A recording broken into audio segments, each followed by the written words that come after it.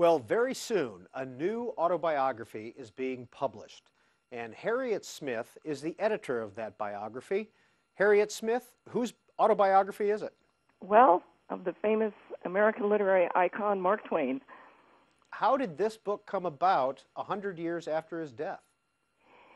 Well, we're delighted to be able to produce this first of 3 volumes in this centenary of his death. In fact, there are many parts of it that he stipulated were not to be published until now. But the other difficulty has been the sheer task of editing the voluminous amount of material that he left behind unpublished and putting it together in the way that the author intended. And that's what our research enabled us to do. So why did he stipulate that 100 years after his death, his autobiography could be published? Well, he really felt that he could not speak his mind freely if he knew that his words were going to be published in his lifetime. He says here, for example, the very reason I speak from the grave is that I want the satisfaction of sometimes saying everything that is in me instead of bottling the pleasantest of it up for home consumption. Well, now this first volume is over 800 pages. How prolific a writer was Mark Twain? Well, he was extremely prolific, not only as a creator of literary works, but as a letter writer. We have in our archives originals or photocopies of 11,000 letters, and we calculate that that's only a fraction of the total. He was somebody who could just sit down and the ideas would flow out of his pen, or in this case, out of his mouth, since he dictated a good deal of the autobiography. And by this time in his life, he, as he said, was getting lazy with the pen and found that dictation was his preferred mode of creating. Now, who controls the Mark Twain papers? Well, the archive belongs to the University of California. It's part of the Bancroft Library, which is a rare book and manuscript library. But the papers that we have, the core of the collection, were those that were in Mark Twain's possession at the time of his death. And he passed them on to his daughter, his only surviving daughter, Clara, but also had given permission for them to be used by his literary executors, a series of people who took advantage of their access to the papers to publish portions of them and so forth. In 1949, the papers came with one of those editors, Dixon Wechter, to the university and were deposited there. And then Clara, when she died in 1962, bequeathed them to the university, and they became the property of the university at that point. Since then, we have added vast amounts of material, both in photocopy and purchase and donation of originals, other collections, and so forth, so that we've gathered in one spot virtually everything the Mark Twain scholar would want to look at. Now, and we, of course, welcome visitors to look at the materials. Now, how did the University of California come to be the depository, the repository? Why did Clara Clemens bequeath them to the Bancroft Library? Well, each literary executor was appointed by Mark Twain's estate, and the literary executor in the late 40s was a man, as I say, named Dixon Wechter. He was at the Huntington Library. The papers sort of traveled around with whoever had the permission to use them. In 1949, he accepted a position as a professor of history at the university in Berkeley. So he brought the papers with him, and they were deposited here. And then Clara was persuaded to simply bequeath them upon her death to the university. When did Mark Twain start writing his autobiography, and in what style is it written?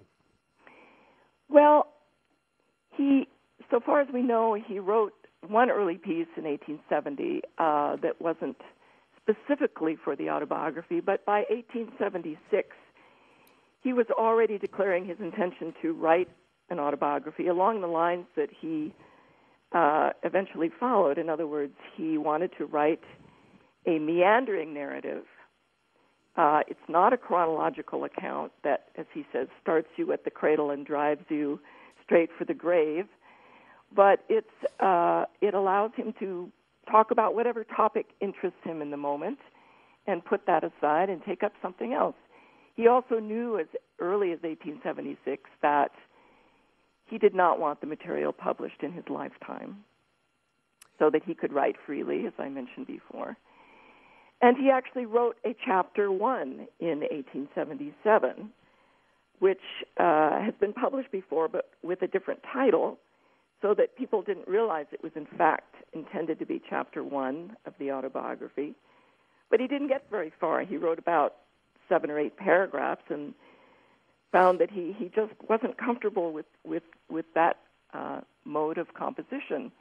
He, over the next 30 years, he wrote some 24 short pieces, reminiscences, essays, stories on a wide variety of topics, many different genres. Many of these he assigned chapter numbers to, but they're not sequential numbers. We have like chapter 1, 2, 4, 9, 17, that sort of thing. And we realize now that he didn't want to write the book in chronological order, as he had already decided, but he still had in the back of his mind the idea of putting together the chapters eventually someday in chronological order. So, Harriet Smith, given what you've just said, what was the editing process like? Well, the first challenge, actually, in editing the book was to figure out exactly what the contents were supposed to be, because he had laid away these early manuscripts and dictations, which he designated for the autobiography. And then in 1906, he began a series of dictations, which he continued until late 1909, that were taken down by a stenographer and typed up into typescripts. And these were filed in the archives with a folder for each dictation, each day's dictation. But within each folder, there were multiple versions of the text. Sometimes more than one version had Mark Twain's revisions on it. So we had to examine all the materials and assemble these various typescripts into their page number order in order to figure out what they represented. Once we did that, we could determine what Mark Twain's intention really was for the material. And then we discovered that he had written several prefaces that he meant to include. He decided to include one of his early reminiscences and wrote a preface describing it as an early attempt on the wrong plan, the plan that he called the old, unflexible plan, that was the chronological narrative that I mentioned he eschewed. And then he wrote a preface explaining what the right plan was, and that was the meandering concept of jumping from topic to topic. But it hadn't been known before that how these prefaces were supposed to fit in the book and what they were meant to introduce. So our research enabled us to put together a work that represents as much as possible what his final intention for the work was. So much of the material has been published before, but not as he wanted it published. What are we going to learn about Mark Twain in this first volume of his autobiography? I think that many scholars of Mark Twain are familiar with his personal side. His letters, of course, talk about family matters and so forth, but many readers will only know him from his literary works.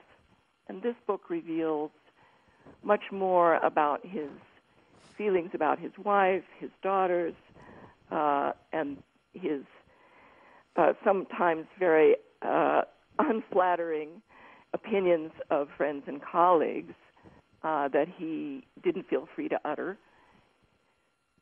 during his lifetime for public consumption, so to speak. And also, although, again, many readers are familiar with his later works where he criticizes Christianity and sort of makes fun of the Bible, I think other readers will find it surprising how outspoken he was in his denunciation of what he saw as the hypocritical features of Christianity as practiced in his time. And a couple of newspaper reports about this autobiography, to use a more modern word, look at it as rather snarky, the way he approaches some issues and talks about people.